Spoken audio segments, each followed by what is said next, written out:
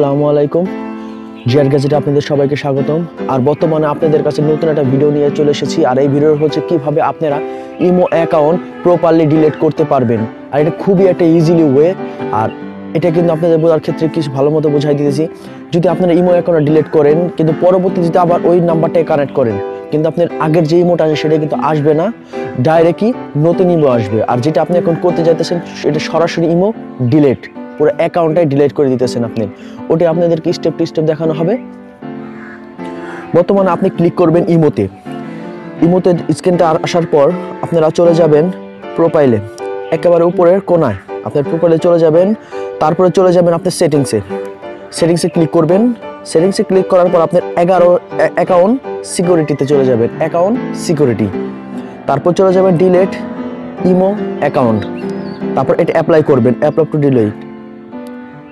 তারপর চলে যাবেন একেবারে সর্ব উপরের প্রথমটা ক্লিক করবেন।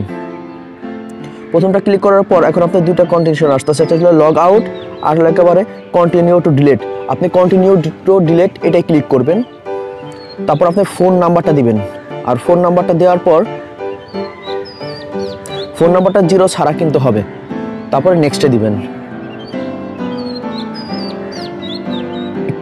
নেক্সটে দেওয়ার পর আপনার 15 সেকেন্ডের মধ্যে ওয়েট করতে হবে। 15 সেকেন্ড ওয়েট করার পরই আপনার অ্যাকাউন্টটা প্রপারলি ডিলিট হয়ে যাবে।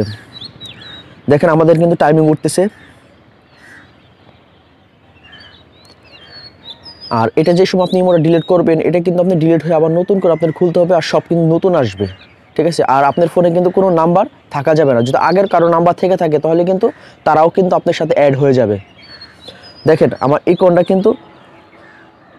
অ্যাকাউন্টটা কিন্তু ডাইরেক্ট ডিলিট হয়ে গেছে। খুব ইজিলি একটা ওয়ে, আপনারা ঠিক এভাবে ডিলিট করবেন। প্লিজ আমার চ্যানেল যদি আপনাদের ভালো লেগে থাকে প্লিজ লাইক কমেন্ট সাবস্ক্রাইব করে সাথেই থাকবেন পরবর্তীতে নতুন ভিডিও পাওয়ার জন্য। ধন্যবাদ।